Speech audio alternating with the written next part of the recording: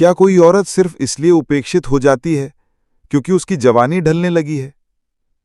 क्या एक पति का प्रेम सिर्फ सुंदरता और स्वाद तक सीमित होता है?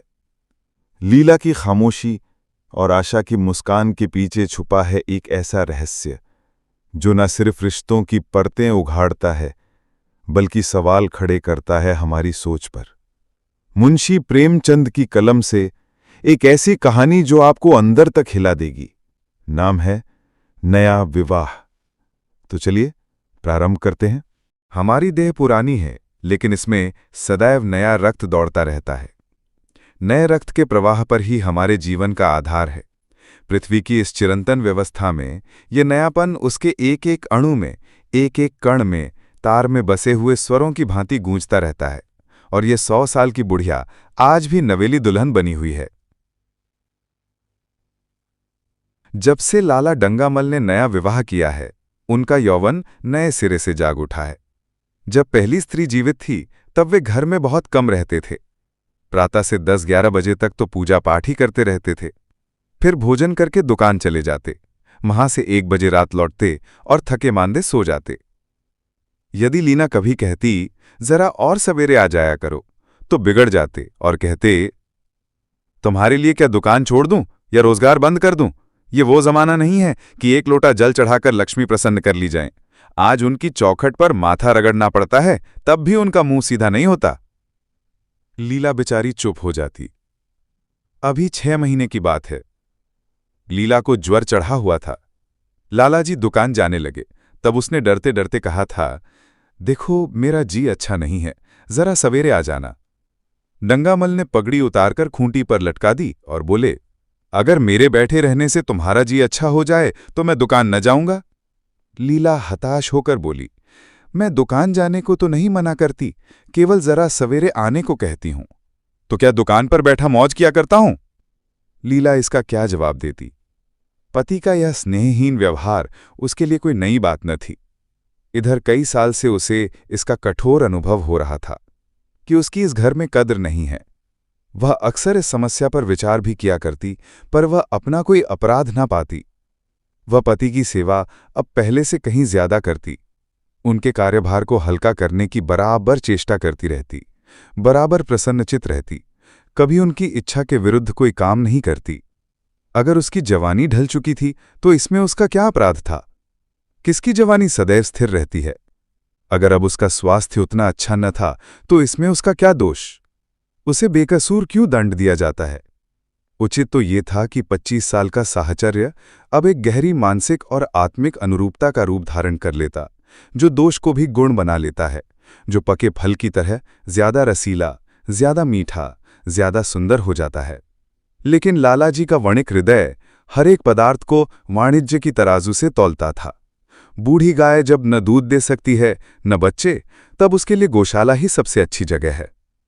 उनके विचार में लीला के लिए इतना ही काफी था कि घर की मालकिन बनी रहे, आराम से खाए और पड़ी रहे। उसे अख्तियार है, चाहे जितने जेवर बनवाए, चाहे जितना स्नान व पूजा करे, केवल उनसे दूर रहे।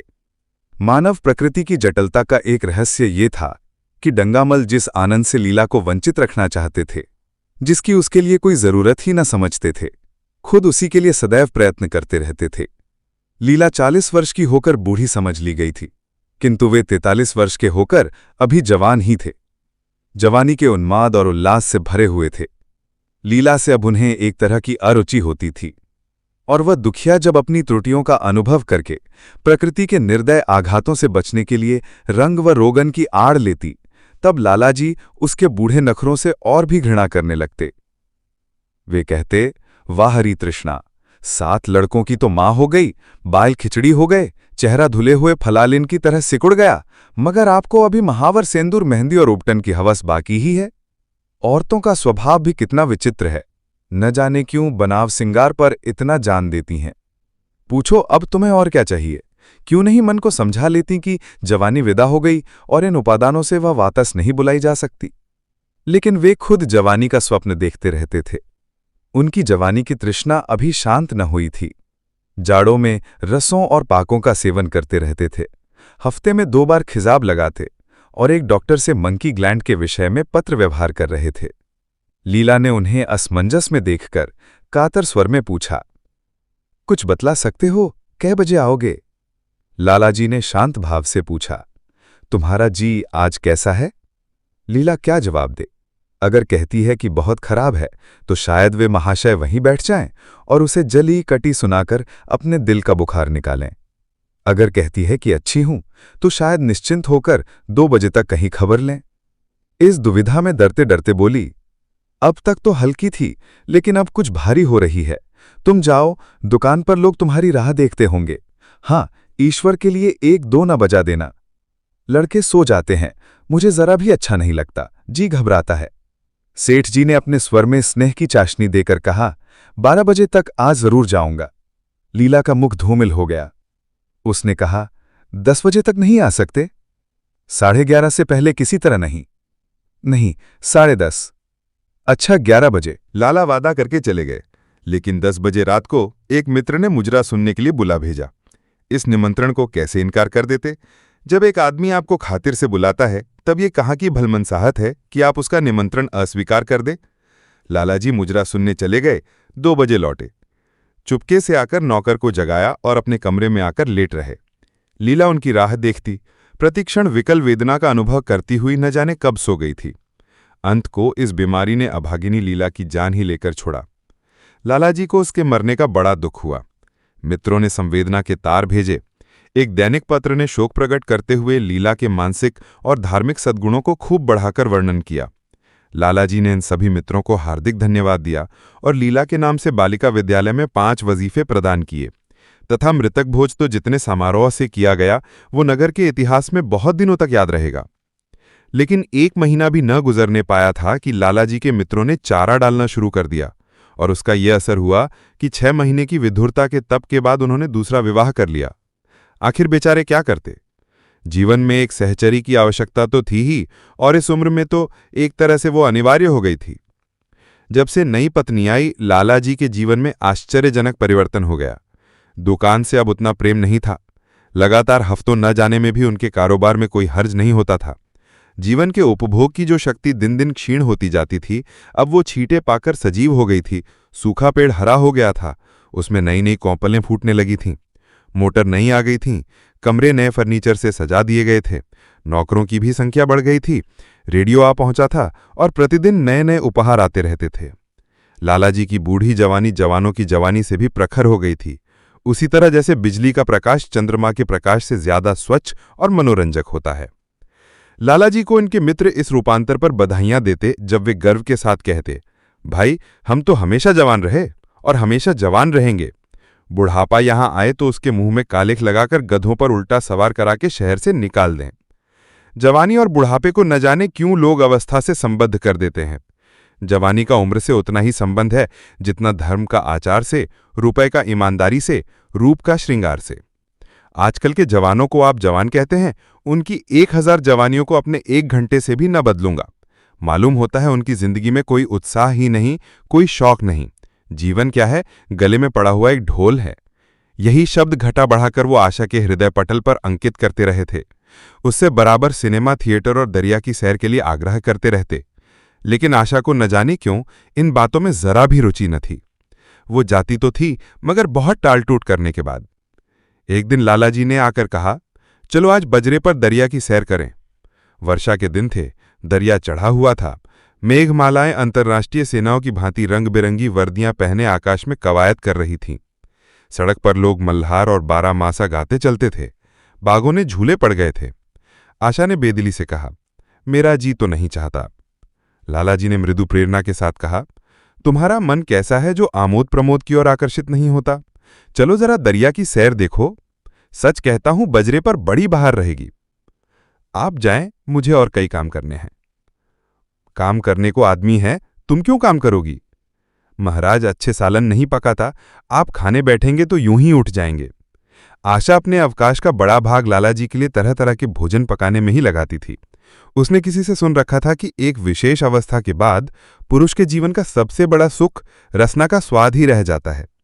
लालाजी की आत्मा खिल उठी। उन्होंने सोचा कि आशा को उनसे कितना प्रेम है कि वो दरिया की सैर को उनकी सेवा के लिए छोड़ रही है। एक लीला थी कि मान न मान चलने को तैयार रहती थी, पीछा छुड़ाना पड़ता था, ख्वामखा सर पर सवार हो जाती थी और सारा मजा किरकिरा कर देती थी। स्नेह भरे उलाहने से बोले, तुम्हारा मन भी विचित्र है। अगर एक दिन सालन फीका ही रहा, ऐसा क्या तूफान आ जाएगा? तुम तो मुझे बिल्कुल निकम्मा बनाए देती हो। अगर तुम नहीं चलोगी तो मैं भी न जाऊंगा। आशा ने जैसे गले से फंदा छुड़ाते हुए कहा, आप भी तो मुझे इधर उधर घुमा घुमा कर मेरा मिजाज बिगाड़ देते हैं। ये आदत पड़ जाएगी तो घर का धंधा कौन करेगा? मुझे घर के धंधों की रत्ती भर भी परवाह नहीं, बाल के नोक बराबर भी नहीं। मैं चाहता हूं कि तुम्हारा मिजाज बिगड़े और तुम गृहस्थी की चक्की से दूर रहो। और तुम मुझे बार बार आप क्यों कहती हो? मैं चाहता हूं तुम मुझे तुम कहो, तू कहो, गालियां दो, धौल जमाओ। तुम तो मुझे आप कहकर जैसे देवता के सिंहासन पर बिठा देती हो। मैं अपने घर में देवता नहीं, चंचल बालक बनना चाहता हूं। आशा ने मुस्कुराने की चेष्टा करके कहा, भला मैं आपको तुम कहूंगी? तुम बराबर वाले को कहा जाता है कि बड़ों को? मुनीम में 1 लाख के घाटे की खबर सुनाई होती तो शायद लालाजी को इतना दुख न होता जितना आशा के इन कठोर शब्दों से हुआ। उनका सारा उत्साह, सारा उल्लास जैसे ठंडा पड़ गया। सिर पर बांकी रखी हुई फूलदार टोपी, गले में पड़ी हुई जोगिये रंग की चुनी हुई रेशमी चादर, वो तंजेब का बेलदार कुर्ता जिसमें सोने के बटन लगे हुए थे, ये सारा ठाठ उन्हें कैसे हास्यपद जान पड़ने लगा, जैसे वो सारा नशा किसी मंत्र से उतर गया हो। निराश होकर बोले, तो तुम्हें चलना है या नहीं? मेरा जी नहीं चाहता। तो मैं भी न जाऊं? मैं आपको कब मना करती हूं? फिर आप कहा। आशा ने जैसे भीतर से जोर लगाकर कहा, तुम, और उसका मुखमंडल लज्जा से आरक्त हो गया। हां, इसी तरह तुम कहा करो। तो तुम नहीं चल रही हो? अगर मैं कहूं तुम्हें चलना पड़ेगा, तब चलूंगी। आपकी आज्ञा मानना मेरा धर्म है। लालाजी आज्ञा न दे सके। आज्ञा और धर्म जैसे शब्द उनके कानों में चुभने से लगे। खिसियाए हुए बाहर को चल पड़े। उस वक्त आशा को उन पर दया आ गई। बोली, तो कब तक लौटोगे? मैं नहीं जा रहा हूं। अच्छा, तो मैं भी चलती हूं। जैसे कोई जिद्दी लड़का रोने के बाद अपनी इच्छित वस्तु पाकर उसे पैरों से ठुकरा देता है, उसी तरह लालाजी ने मुंह गनाकर कहा, तुम्हारा जी नहीं करता तो ना चलो, मैं आग्रह नहीं करता। आप नहीं, तुम बुरा मान जाओगे। आशा गई, लेकिन उमंग से नहीं। जिस मामूली वेश में थी उसी तरह चल खड़ी हुई। ना कोई सजीली साड़ी, ना जड़ाऊ गहने, न कोई सिंगार, जैसे कोई विधवा हो। ऐसी ही बातों पर लालाजी मन में झुंझला उठते थे। ब्याह किया था जीवन का आनंद उठाने के लिए, झिलमिलाते हुए दीपक में तेल डालकर उसे और चटक करने के लिए। अगर दीपक का प्रकाश तेज न हुआ तो तेल डालने से लाभ। न जाने इसका मन क्यों इतना शुष्क और नीरस है, जैसे कोई ऊसर का पेड़ हो। कितना ही पानी डालो, उसमें हरी पत्तियों के दर्शन न होंगे। जड़ाऊ गहनों से भरी पिटारियां खुली हुई हैं। कहाँ कहाँ से मंगवाए, दिल्ली से, कलकत्ते से, कैसी कैसी बहुमूल्य साड़ियां रखी हुई हैं। एक नहीं, सैकड़ों, पर केवल संदूक में कीड़ों का भोजन बनने के लिए। दरिद्र घर की लड़कियों में यही ऐब होता है। उनकी दृष्टि सदैव संकीर्ण रही है। न खा सकें, न पहन सकें, न दे सकें। उन्हें तो खजाना भी मिल जाए तो यही सोचती रहेंगी कि खर्च कैसे करें। दरिया की सैर तो हुई, पर विशेष आनंद न आया। कई महीने तक आशा की मनोवृत्तियों को जगाने का असफल प्रयत्न करके लालाजी ने समझ लिया कि इसकी पैदाइश ही मुहर्रमी है, लेकिन फिर भी निराश न हुए। ऐसे व्यापार में एक बड़ी रकम लगाने के बाद भी उसमें अधिक से अधिक लाभ उठाने की वणिक प्रवृत्ति को कैसे त्याग देते। विनोद की नई नई योजनाएं पैदा की जातीं। ग्रामोफोन अगर बिगड़ गया है, गाता नहीं या साफ आवाज नहीं निकलती तो उसकी मरम्मत करानी पड़ेगी। उसे उठाकर रख देना तो मूर्खता है। इधर बूढ़ा महाराज एकाएक बीमार होकर घर चला गया था और उसकी जगह उसका 17-18 साल का जवान लड़का आ गया था। कुछ अजीब गंवार था, बिल्कुल झंगड़, उजड़, कोई बात ही न समझता था। जितने फुलके बनाता उतनी तरह के। हाँ, एक बात समान होती, सब बीच में मोटे होते, किनारे पतले। दाल कभी तो इतनी पतली जैसे चाय, कभी इतनी गाढ़ी जैसे दही। नमक कभी इतना कम कि बिल्कुल फीकी, कभी इतना तेज कि नींबू का शौकीन। आशा मुंह हाथ धोकर चौके में पहुंच जाती और इस डपोर शंख को भोजन पकाना सिखाती। एक दिन उसने कहा, तुम कितने नालायक आदमी हो जुगल। आखिर इतनी उम्र तक तुम घास खोदते रहे या भाड़ झोंकते रहे कि फुलके तक नहीं बना सकते। जुगल आंखों में आंसू भरकर कहता, बहूजी, अभी मेरी उम्र ही क्या है, 17वां ही तो पूरा हुआ है। आशा को उसकी बात पर हंसी आ गई। उसने कहा, तो रोटियां पकाना क्या 10-5 साल में आता है? आप 1 महीना सिखा दें बहूजी, फिर देखिए मैं आपको कैसे फुलके खिलाता हूं कि जी खुश हो जाए। जिस दिन मुझे फुलके बनाने आ जाएंगे मैं आपसे कोई इनाम लूंगा, सालन तो अब मैं कुछ कुछ बनाने लगा हूं, क्यों? आशा ने हौसला बढ़ाने वाली मुस्कुराहट के साथ कहा। सालन नहीं, वो बनाना आता है। अभी कल ही नमक इतना तेज था कि खाया न गया, मसाले में कचांधा आ रही थी। मैं जब सालन बना रहा था तब आप यहां कब थीं? अच्छा, तो मैं जब यहां बैठी रहूं तब तुम्हारा सालन बढ़िया पकेगा। आप बैठी रहती हैं तब मेरी अकल ठिकाने रहती है। आशा को जुगल की इन भोली बातों पर खूब हंसी आ रही थी। हंसी को रोकना चाहती थी, पर वो इस तरह निकल पड़ती जैसे भरी बोतल उंडेल दी गई हो। और मैं नहीं रहती तब तो आपके कमरे के द्वार पर जा बैठता हूं, वहां बैठकर अपनी तकदीर को रोता हूं। आशा ने हंसी को रोककर पूछा, क्यों रोते क्यों हो? यह न पूछे बहू जी, आप इन बातों को नहीं समझेंगी। आशा ने उसके मुंह की ओर प्रश्न की आंखों से देखा।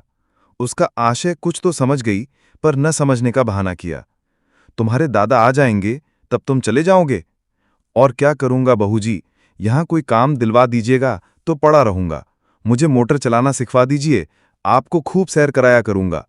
नहीं नहीं बहू जी, आप हट जाइए, मैं पतीली उतार लूंगा। ऐसी अच्छी साड़ी है आपकी, कहीं कोई दाग पड़ जाए तो क्या हो? आशा पतीली उतार रही थी। जुगल ने उसके हाथ से सणसी ले लेनी चाहिए। दूर रहो, फुहड़ता तुम हो ही, कहीं पतीली पांव पर गिरा ली तो महीनों झींकोगे। जुगल के मुख पर उदासी छा गई। आशा ने मुस्कुराकर पूछा, क्यों, मुंह क्यों लटक गया सरकार का? जुगल रुआंसा होकर बोला, आप मुझे डांट देती हैं बहू जी, तब मेरा दिल टूट जाता है। सरकार कितना ही घुड़कें, मुझे बिल्कुल भी दुख नहीं होता। आपकी नजर कड़ी देखकर मेरा खून सर्द हो जाता है। आशा ने दिलासा दिया, मैंने तुम्हें डांटा तो नहीं, केवल यही तो कहा कि कहीं पतीली तुम्हारे पांव पर गिर पड़े तो क्या हो? हाथ ही तो आपका भी है, कहीं आपके ही हाथ से छूट पड़े तो? लाला डंगामल ने रसोई घर के द्वार पर आकर कहा, आशा जरा यहां आना, देखो तुम्हारे लिए कितने सुंदर गमले लाया हूं, तुम्हारे कमरे के सामने रखे जाएंगे। तुम यहां धुएं धाकड़ में क्यों हलाकान होती हो? इस लड़के से कह दो कि जल्दी महाराज को बुलाए, नहीं तो मैं कोई दूसरा आदमी रख लूंगा। महाराजों की कमी नहीं है, आखिर कब तक कोई रियायत करे? गधों को जरा भी तमीज नहीं आई। सुनता है जुगल, लिख दे आज अपने बाप को। चूल्हे पर तवा रखा हुआ था। आशा रोटियां बेलने में लगी थी। जुगल तवे के लिए रोटियों का इंतजार कर रहा था। ऐसी हालत में भला आशा कैसे गमले देखने जाती? उसने कहा, जुगल रोटियां टेढ़ी मेढ़ी बेल डालेगा। लालाजी ने कुछ चिढ़कर कहा, अगर रोटियां टेढ़ी मेढ़ी बेलेगा तो निकाल दिया जाएगा। आशा अनसुनी करके बोली, 10-5 दिन में सीख जाएगा, निकालने की क्या जरूरत है? तुम आकर बतला दो गमले कहाँ रखे जाएं। कहे तो रही हूं, रोटियां बेल कर आई जाती हूं। नहीं, मैं कहता हूं तुम रोटियां मत बेलो, आप तो ख्वामखा जिद करते हैं। लालाजी सन्नाटे में आ गए। आशा ने कभी इतनी रुखाई से उन्हें जवाब न दिया था, और यह केवल रुखाई न थी, इसमें कटुता भी थी। लज्जित होकर चले गए। उन्हें ऐसा क्रोध आ रहा था कि इन गमलों को तोड़कर फेंक दें और सारे पौधों को चूल्हे में डाल दें। जुगल ने सहमे हुए स्वर में कहा, आप चली जाएं बहू जी, सरकार बिगड़ जाएंगे। बको मत, जल्दी जल्दी फुलके सेको, नहीं तो निकाल दिए जाओगे। और आज मुझसे रुपए लेकर अपने लिए कपड़े बनवा लो। भिखमंगो किसी सूरत बनाए घूमते हो, और बाल क्यों इतने बढ़ा रखे हैं, तुम्हें नाई भी नहीं जुड़ता। जुगल ने दूर की बात सोची। बोला, कपड़े बनवा लूं तो दादा को हिसाब क्या दूंगा? अरे पागल, मैं हिसाब में नहीं देने कहती, मुझसे ले जाना। जुगल काहिलपन की हंसी हंसा। आप बनवाएंगी तो अच्छे कपड़े लूंगा, खद्दर के मलमल का कुर्ता, खद्दर की धोती, रेशमी चादर, अच्छा सा चप्पल। आशा ने मीठी मुस्कान से कहा, और अगर अपने दाम से बनवाने पड़े तो? तब कपड़े ही क्यों बनवाऊंगा, बड़े चालाक हो तुम। जुगल ने अपनी बुद्धिमत्ता का प्रदर्शन किया। आदमी अपने घर में सूखी रोटियां खाकर सो रहता है, लेकिन दावत में तो अच्छे अच्छे पकवान ही खाता है। वहां भी यदि रूखी रोटियां मिलें तो वो दावत में जाए ही नहीं। ये सब मैं नहीं जानती। एक गाढ़े का कुर्ता बनवा लो और एक टोपी ले लो, हजामत के लिए 2 आने पैसे ऊपर से ले लो।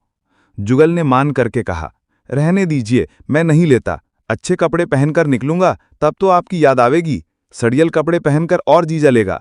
तुम स्वार्थी हो, मुफ्त के कपड़े लोगे और साथ ही बढ़िया भी। जब यहां से जाने लगूं तब आप मुझे अपना एक चित्र दीजिएगा। मेरा चित्र लेकर क्या करोगे? अपनी कोठरी में लगाऊंगा और नित्य देखा करूंगा। बस वही साड़ी पहनकर खिंचवाना जो कल पहनी थी, और वही मोतियों की माला भी हो। मुझे नंगी नंगी सूरत अच्छी नहीं लगती। आपके पास तो बहुत गहने होंगे, आप पहनती क्यों नहीं? तो तुम्हें गहने अच्छे लगते हैं? बहुत। लालाजी ने फिर आकर जलते हुए मन से कहा, अभी तक तुम्हारी रोटियां नहीं पकी जुगल, अगर कल से तूने अपने आप अच्छी रोटियां ना पकाई तो मैं तुझे निकाल दूंगा। आशा ने तुरंत हाथ मुंह धोया और बड़े प्रसन्न मन से लालाजी के साथ गमले देखने चली। इस समय उसकी छवि में प्रफुल्लता की रौनक थी, बातों में भी जैसे शक्कर घुली हुई थी। लालाजी का सारा खिसियानापन मिट गया था। उसने गमलों को मुग्ध आंखों से देखा। उसने कहा, मैं इनमें से कोई गमला न जाने दूंगी, सब मेरे कमरे के सामने रखवाना, सब। कितने सुंदर पौधे हैं, वाह! इनके हिंदी नाम भी मुझे बतला देना। लालाजी ने छेड़ा, सब गमले क्या करोगी? 10-5 पसंद कर लो, शेष मैं बाहर रखवा दूंगा। जी नहीं, मैं एक भी न छोड़ूंगी, सब यहीं रखे जाएंगे। बड़ी लालचिन हो तुम। लालचिन ही सही, मैं आपको एक भी न दूंगी। 2-4 तो दे दो, इतनी मेहनत से लाया हूं। जी नहीं, इनमें से एक भी न मिलेगा। दूसरे दिन आशा ने अपने को आभूषण से खूब सजाया और फिरोजी साड़ी पहनकर निकली। तब लालाजी की आंखों में ज्योति आ गई। समझे, अवश्य ही अब उनके प्रेम का जादू कुछ कुछ चल रहा है। नहीं तो उनके बार बार के आग्रह करने पर भी, बार बार याचना करने पर भी उसने कोई आभूषण न पहना था। कभी कभी मोतियों का हार गले में डाल लेती थी, वो भी ऊपरी मन से। आज वह आभूषणों से अलंकृत होकर फूली नहीं समाती, इतराई जाती है, मानो कहती हो, देखो मैं कितनी सुंदर हूं। पहले जो बंद कली थी वह आज खिल गई थी। लालाजी पर घड़ों नशा चढ़ा हुआ था। वे चाहते थे उनके मित्र और बंधुवर्ग आकर इस सोने की रानी के दर्शनों से अपनी आंखें ठंडी करें, देखें कि वह कितनी सुखी, संतुष्ट और प्रसन्न है। जिन विद्रोहियों ने विवाह के समय तरह तरह की शंकाएं की थी, वे आंख खोलकर देखें कि डंगामल कितना सुखी है। विश्वास, अनुराग और अनुभव ने चमत्कार किया है। उन्होंने प्रस्ताव किया, चलो कहीं घूम आएं, बड़ी मजेदार हवा चल रही है। आशा इस वक्त कैसे जा सकती थी? अभी उसे रसोई में जाना था। वहां से कहीं 12-1 बजे फुर्सत मिलेगी, फिर घर के दूसरे धंधे सर पे सवार हो जाएंगे। सैर सपाटे के पीछे क्या घर चौपट कर दें? सेठ जी ने उसका हाथ पकड़ लिया और कहा, नहीं, आज मैं तुम्हें रसोई में न जाने दूंगा। महाराज के किए कुछ न होगा। तो आज उसकी शामत भी आ जाएगी। आशा के मुख पर से वह प्रफुल्लता जाती रही, मन भी उदास हो गया। एक सोफा पर लेटकर बोली, आज न जाने क्यों कलेजे में मीठा मीठा दर्द हो रहा है। ऐसा दर्द कभी नहीं होता था। सेठ जी घबरा उठे, ये दर्द कब से हो रहा है? हो तो रहा है रात से ही, लेकिन अभी कुछ कम हो गया था, अब फिर होने लगा है। रह रहकर जैसे चुभन हो जाती है। सेठ जी एक बात सोचकर दिल ही दिल में फूल उठे। अब वो गोलियां रंग ला रही हैं। राजवैद्य जी ने कहा भी था कि जरा सोच समझकर इनका सेवन कीजिएगा। क्यों न हो, खानदानी वैद्य हैं। इनके बाप बनारस के महाराज का चिकित्सक थे। पुराने और परीक्षित नुस्खे हैं इनके पास। उन्होंने कहा, तो रात से ये दर्द हो रहा है? तुमने मुझसे कहा नहीं तो वैद्य जी से कोई दवा मंगवाता। मैंने समझा था आप अच्छा हो जाएगा, मगर अब बढ़ रहा है। कहाँ दर्द हो रहा है? जरा देखूं, कुछ सूजन तो नहीं है? सेठ जी ने आशा के आंचल की तरफ हाथ बढ़ाया। आशा ने शर्माकर सिर झुका लिया। उसने कहा, यह तुम्हारी शरारत मुझे अच्छी नहीं लगती। मैं अपनी जान से मरती हूं तो मैं हंसी सूझती है, जाकर कोई दवा ला दो। सेठ जी अपने पुंसत्व का ये डिप्लोमा पाकर उससे कहीं ज्यादा प्रसन्न हुए जितना राय बहादुरी पाकर होते। इस विजय का डंका पीटे बिना उन्हें कैसे चैन आ सकता था? जो लोग उनके विवाह के विषय में द्वेषमयी टिप्पणियां कर रहे थे, उन्हें नीचा दिखाने का कितना अच्छा अवसर हाथ आया है। और इतनी जल्दी? पहले पंडित भोलानाथ के पास गए और भाग्य ठोक कर बोले, भाई मैं तो बड़ी विपत्ति में फंस गया। कल से उनके कलेजे में दर्द हो रहा है, कुछ बुद्धि काम नहीं करती, कहती है ऐसा दर्द पहले कभी नहीं हुआ था। भोलानाथ ने कुछ बहुत हमदर्दी ना दिखाई। सेठ जी यहां से उठकर अपने दूसरे मित्र लाला फागम्मल के पास पहुंचे और उनसे भी लगभग इन्हीं शब्दों में ये शोक संवाद कहा। फागम्मल बड़ा शोधा था, मुस्कुराकर बोला, मुझे तो आपकी शरारत मालूम होती है। सेठ की बाँछें खिल गई। उन्होंने कहा, मैं अपना दुख सुना रहा हूं और तुम्हें दिल्लगी सूझती है? जरा भी आदमियत तुम में नहीं है। मैं दिल्लगी नहीं कर रहा हूं, इसमें दिल्लगी की क्या बात है?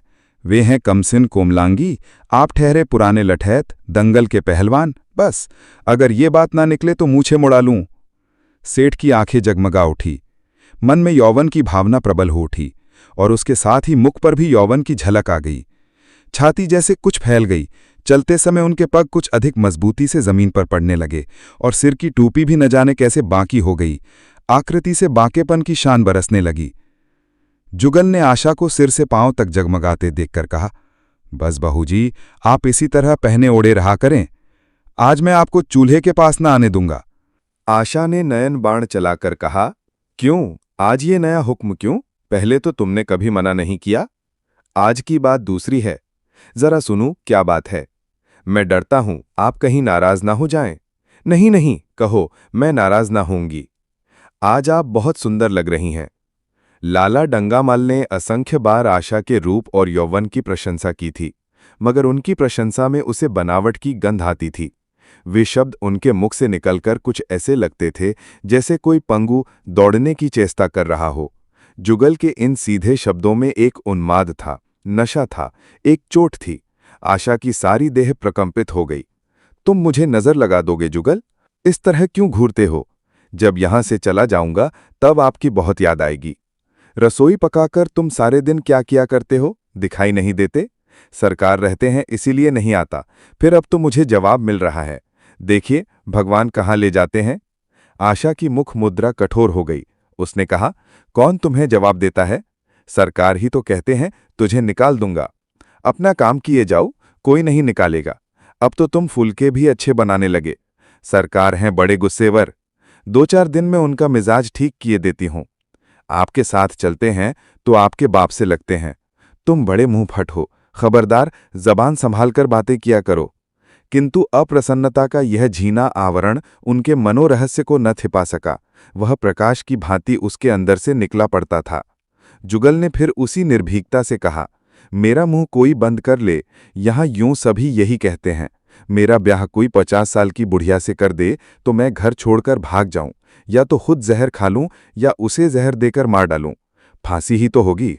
आशा उस कृत्रिम क्रोध को कायम न रख सकी। जुगल ने उसके हृदय वीणा के तारों पर मिज़राब की ऐसी चोट मारी थी कि उसके बहुत जब्त करने पर भी मन की व्यथा बाहर निकल आई। उसने कहा, भाग्य भी तो कोई वस्तु है। ऐसा भाग्य जाए भाड़ में। तुम्हारा ब्याह किसी बुढ़िया से ही करूंगी, देख लेना। तो मैं भी जहर खा लूंगा, देख लीजिएगा। क्यों, बुढ़िया तुम्हें जवान स्त्री से ज्यादा प्यार करेगी, ज्यादा सेवा करेगी, तुम्हें सीधे रास्ते पर रखेगी। ये सब माँ का काम है। बीवी जिस काम के लिए है उसी काम के लिए है। आखिर बीवी किस काम के लिए है? मोटर की आवाज आई। न जाने कैसे आशा के सिर का आंचल खिसककर कंधों पर आ गया। उसने जल्दी से आंचल खींचकर सिर पर कर लिया और ये कहती हुई अपने कमरे की ओर लपकी कि लाला भोजन करके चले जाएं, तब आना।